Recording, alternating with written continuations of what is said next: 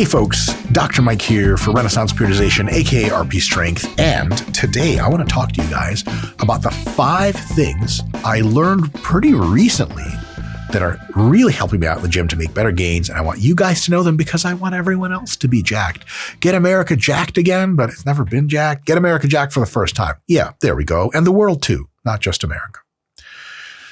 I have been lifting at this point in my life for 25 years. Started when I was 15, a little younger, just below, a little younger than 15. And I'm currently 40 years old. It's been a long journey.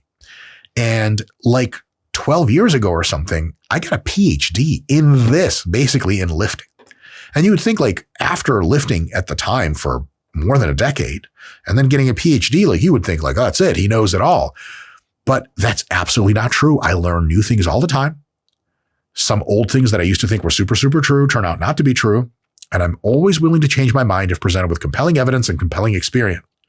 Now, when I say I'm always willing to do that, that's not really the case. Sometimes I get to be a curmudgeon-y asshole and I resist it for too long. I think we all do that. I'm definitely not perfect, but I'm trying to learn stuff. And I've more recently, over the past year or two, really learned and ingrained 5 things that I think you guys might benefit. And you can put them into practice ASAP, so you don't have to wait half of your lifting career to do them, and you can benefit right away. First one is doing proper warm-ups. The biggest thing about my proper warm-up scheme that I've developed is I use the 12-8-4 system. You take your 30 rep max and you do a set of 12 with it, roughly your 30 rep max. Wait a few minutes. You take your 20 rep max and do roughly a set of 8 with it. And then you take your 10 rep max on that exercise, on that first exercise, and you do roughly 4 reps with it. That gets you a graded exposure into heavier and heavier loads. It leaves lots of reps in the tank. It warms you up and it neurally and technically prepares you for that exercise. You don't have to do this before every exercise. After the first exercise, especially in a muscle group, you can just do one set of 8 with your 20 RM before the next exercise, get the groove for it, and then you're good to go. But on a first exercise in the gym, when you walk in, the 12-8-4 system is really good. You don't have to use the system verbatim. Just have some system where you do multiple warm-up sets that get progressively heavier and a little bit closer to failure as you go, but start very easy and then get a little tough towards the end. The biggest takeaway from this is that I don't do a general warm-up. There has been some really good literature lately, scientific studies, that show that as long as you're physically warm, if you warm up using the lift itself, and you don't even do like 10 minutes on the treadmill, 20 minutes on a recumbent bike, or 30 minutes doing a foam roller, your performance and your results are basically the same. So a lot of times we come into the gym and we're like, oh, I had to warm up, and then I have to start warming up for my specific exercise and go. What you can do is just keep the hoodie on, start warming up 12-8-4 for that first exercise. As long as you're physically warm, like you're sweating a little bit, your muscles feel warm and everything feels good, you just don't need any more warming up. So the big takeaway from this, not you need this expansive 12-8-4 system, though it just takes a few minutes. It's that you don't need anything else. Just that alone, and then a little bit of warming up before each exercise later in the session is totally good to go. Because we don't all have infinite time to be at the gym. And if you think that you need a 30-minute warm-up before every gym session, well, then you're like lots of people at the gym. And it's, in most cases, just not a real thing. You just don't need to do it. Science confirmed. Next, long length partials. I used to do full range of motion for everything on sheer principle. And by principle, I mean like OCD. Is that a principle, Scott? Obsessive compulsive disorder? Sure. And so just from OCD tendencies, from wanting to be a perfectionist, I did everything full range of motion. It was good for tracking. It was good for muscle growth. And because at the time, the research only compared the top part of a movement to the whole range was superior, and that's what I did. But recent research, probably best summarized and explained by Dr. Milo Wolf, who you should definitely be following on social media and on YouTube. He has a great channel. That summary of literature, which Milo does all the time, is showing an increasing number of studies, now pretty incontrovertible, that show that the bottom half or so of a movement at that long length of the muscle, at that stretch, tends to grow a lot of muscle and sometimes even beats the whole range of motion. So I was initially resistant to this, but then I actually tried it. and my perceived stimulus to fatigue ratio, how pumped the muscle gets, how sore the muscle gets, how weak the muscle gets after training, versus how much energy am I expending, how tired I am, nervous system wise, how much my joints hurt. The stimulus to fatigue ratio, especially in some exercises for length and partials, was at least as good and sometimes better. So now what I do is I have some exercises I really prefer to do partials on either at the end of the set or just the whole time. An example is calves. When I do calf raises, I get a huge stretch and big pause at the bottom. When I come up, I don't click and lock out at the top and get on my tippy toes every time. Sometimes I come up just to parallel and then back down. That zaps my calves and literally grows them more than doing the full range of motion, because the full range of motion is so hard on that top half. You're spending a ton of energy doing the part of the movement that confers the least growth. So if you just don't do that part of the movement and you save that energy by doing more partial reps at the bottom range, you just grow more. It's that simple and it works. Another muscle for you guys to try this and work well for me is triceps. I used to do inverted skull crushers, for example, by locking out completely and coming back down. But now what I do is I come up 2/3 of the way while the tension's still passing through the triceps, no lockout, and come all the way back down. 2/3 and back down. And it's brutal. And for a similar amount of physical work, I'm getting a bigger stimulus and I'm growing more, which is awesome. So I encourage you guys to experiment with some length and partials and see where it goes. Because for me, it's been really, really great. And, philosophically, I'd love for full range of motion to be the best thing, but that's just not how it works. So I'm good with that. Number 3, Myoreps. I've been leaning into these more and more the longer I use them. I've been using them for some number of years, but I'm really, really excited. And look, for me, 5 years is only like the recent fifth of my training career. So still quite new. What are Myoreps? Myoreps is when you do like 10 to 20 regular reps in a regular set and you put the implement down, the cable, the bar, the dumbbells, whatever. You rest several seconds, often as few as 2 to 3, and sometimes as long as 5 to 10. And then you do another set of probably about 5 to 10 reps and put the weight down, and you can repeat doing that. The big advantage there is Myoreps essentially make you pre-tired, get your muscles close to failure, let them rest just long enough to get a little bit away from failure, and then bring them close to failure again.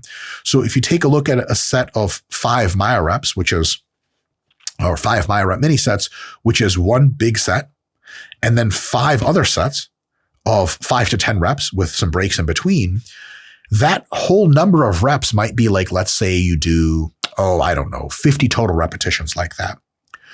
If instead you did 5 sets of 10 reps, it would take you much longer, because Myoreps set, man, you're resting very little. And the number of reps spent close to failure in 5 by 10 isn't that many.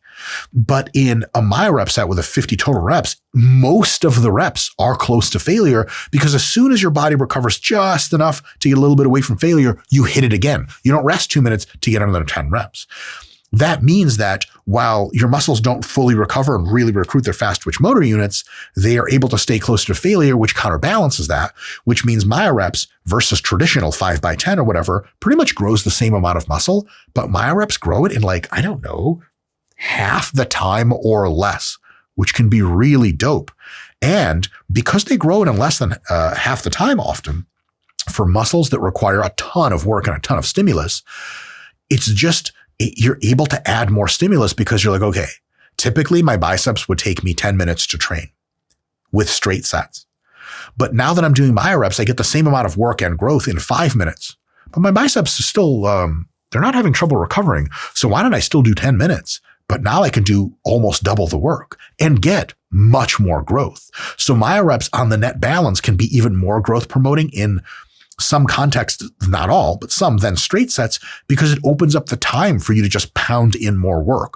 Whereas more work for straight sets would be 20 minutes of biceps instead of 10. And at some point, doing another straight set is just so goddamn boring, for lack of a better term, that it's just brutal and you're not going to do it. Even if you make the time, you could have made the time work better for you by condensing and working harder and doing all the right stuff. The place to use Myoreps is when the 4-factor rest model can accommodate Myoreps. What's the 4-factor rest model? Factor number 1 is you're not breathing heavy anymore. Cardiovascular is not limited. Your muscle is what's limiting. Factor 2 is you're recovered enough neurologically and psychologically that you feel strong again instead of being like, dude, I can't lift anything. I need another minute or two to recover. Another factor is synergist muscles. Are the muscles supporting it? Like for squats, your lower back isn't actively involved, but it'll get cooked. And if you go too soon afterwards, your lower back's the limiting factor. Your quads aren't even a limiting factor. So that next set, when you fail at 5 reps, your quads might have been able to fail at 9 reps. So whatever you thought your RIR was 0, it actually was 4. And that's way inefficient. And the last one is the target muscle itself recovered enough to do at least 5 more reps for itself? In exercises in which you can't check off the 4-factor rest time model within 5 to 10 seconds, they're not appropriate for Myoreps. Take squats, for example. You're going to rack the squat. You're telling me you're going to rack the squat bar after a set of 15 in the squat. And 5 to 10 seconds later, you're going to be able to do squats in such a way that you're not limited by your cardio. Please, you just started breathing heavy. You're only limited by cardio. You're going to really feel strong enough to do another productive set of squats 10 seconds after you rack the bar with a set of 15 of squats. No way did you feel dead and out of it. You're like, getting the fuck out of here. I might not even be able to do 1 rep at this point. Synergist muscles are completely cooked. Your lower back is fried. And can your quads do 5 reps? I don't know, man. You give me 15 reps on a squat. Close to failure, rack the weight, wait 10 seconds, unrack and go. Man, I'm getting 1 or 2 reps and then I'm collapsing. No way is it going to be 5. So for me and for many other people, squats don't work. And a lot of compound whole body sort of free moving exercises that you have to stabilize your body against gravity, bent rows, overhead shoulder presses, they're not going to work with Myoreps. But machine movements like machine rows, machine chest presses, cable movements, tricep pushdowns, and oftentimes working muscles that are smaller, muscles of the arms, muscles of the shoulders, sometimes the chest, sometimes the back, but usually not often the legs, and some occasions, yes. That is what's going to allow you to do it. So more small muscles, isolated muscles, and the real trick is, can you really be recovered after 5 to 10 seconds to do another hard set of 5 to 10 reps again? If the answer is yes, and the target muscle is limiting factor, Myoreps are appropriate and awesome. If not, it's going to have to be straight sets. Give that an experimentation. Our RP hypertrophy app, by the way, actually allows you to program Myoreps and a more advanced form of Myoreps called Myorep Match, which you can read all about in the app. It's super simple. So give that a look because that's actually a thing that we do. Number 4 tip is back foot down lunges. What the hell are those? I picked up this trick from something I modified from IFBB Pro Jared Feather. What I noticed with Jared was he discovered quite early that the leg that benefits the most for glute training in lunges is the lead leg. It's the one pushing out in front, because that's what's putting your glutes into a mechanical position for them to get maximally stretched and isolated and really contracted and growing. The back leg just does more of a stability function. So what Jared was doing was, a lot of people will push off evenly from the front and back leg, which for athletic performance is really what you're supposed to do. But from hypertrophying the glutes specifically, Jared was just light touching, just using his back foot to just control the motion and really cueing his clients to do almost all of the weight in their front leg, which is awesome. What I realized was I could add a little bit of an insight to that to make it even easier. So instead of pushing down off of the toes of your back foot, you actually, as you step out with your front, you bring your toenails on your foot to touch the ground. So you're taking your shoe and you're rotating, you're pointing your toe back behind you, you're putting your shoelaces down to touch, and then you're coming back up. Because you're not even using your toes to push off and you're cueing yourself, just use stability. When you just push off of your toes, flip the other way and push off your shoelaces, when you try this, it's not a good position to push from. And that's the point. Just touching your shoelaces and coming back up gives you stability, gives you the finality of that's the end of the range of motion, but it doesn't allow you to hardly push off at all. And you should be cueing yourself also not to push off on purpose. So when this happens, you get all of that contraction to the front glute that you want, and you essentially almost by default cue yourself not to push off your back leg, because when you get close to failure, you can like forget stuff and just really start pushing. And if you're pushing off your toes, hey, that's how your body is designed to push. But if you're pushing off of your shoelaces, not only is it weird and awkward, but it reminds you, hey, wait, I'm not supposed to be using that leg for pushing off. It's a small cue, but if you really want the best glutes you can out of lunges, try it. same lunge as ever. It's instead of bringing your foot down like this at the bottom, you bring your foot down that way, you touch your shoelaces to the ground gently and come back up. It can be a big deal.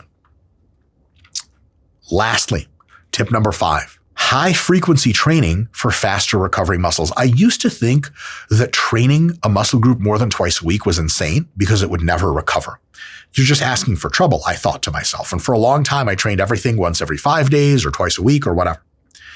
And for huge, strong muscles, chest and sometimes triceps, muscles of the back, glutes, legs, I wasn't super duper wrong. Often that is the case that you really can't train a muscle super hard more than twice, maybe 3 times a week at maximum. And often twice is really the limit for most people. But when I tried to train my biceps and my delts and my forearms more often, 3, 4, 5, sometimes even 6 times per week for short stretches of time, my gains exploded. Why? Because these smaller muscles were able to recover so quickly that there's no point in me waiting 3 days. The muscles are recovered after 1. And I could just train them again and just get a better result. It's like if someone told you, hey, you're going to try to buy as many groceries as you can, but you can only go to the store twice in a day. I mean, look, yeah, you're going to buy a lot of groceries, but twice in the day is, your car can only fill up so much. But if I said buy as many groceries as you want, but you can go to the store 3 times or 5 times today, holy shit, you're just coming back with more stuff. And you could say, well, look, at some point you driving and you shopping and then you unloading the car is going to take so much time that there's a certain amount of time that recovery in this case just isn't happening. Agreed. But if it takes you an hour to unload your car, well, after an hour, you can go shopping again. Just the same way as if your biceps are completely recovered a day later, why not train them again? And the answer is you should. And the scientific research supports this. My own personal experience really came around to this. And so you can train a lot of muscles more frequently. But here's the question. How do you know which muscles to train more frequently? How do you know if it's not too much? It's all about recovery time courses. If you train a muscle and it is no longer sore and feeling kind of tense and weak, and it's just as strong as it was before or stronger, you are recovered and you're good to go again. Because here's 2 different situations. You tell yourself, I'm going to train chest 3 times a week. You blast it Monday. By Wednesday, it's still sore and super weak. You're like, hey, 3 times a week, I guess. That doesn't work.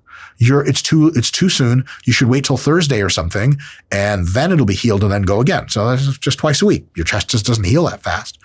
But if you train your shoulders on Monday, and by Wednesday, they're not sore, they're not tired, they're just as strong as ever, why would you wait till Thursday to train them again? You can train them Wednesday, they'll be healed by Friday, you train them again on Friday. So you can experiment with whatever your frequency is now for a muscle group you're trying to target, increase it by 1 a week. So if you train your biceps twice a week right now, try 3 times a week and try with a little bit less volume each time. But as you recover, increase the volume in every session. You're just going to get more total work, and nothing predicts muscle growth better than recoverable total work that you could do per week. So give that some thought. Lastly, I want to know about your guys' experience in the comments. What did you learn recently that you incorporated into your training that you think is a big deal? Have you been doing something that you think works, that you learned that's new, but you're not sure? Or have you heard folks recommending certain practices that you're curious about and you want us to opine on the YouTube channel? Let us know in the comments.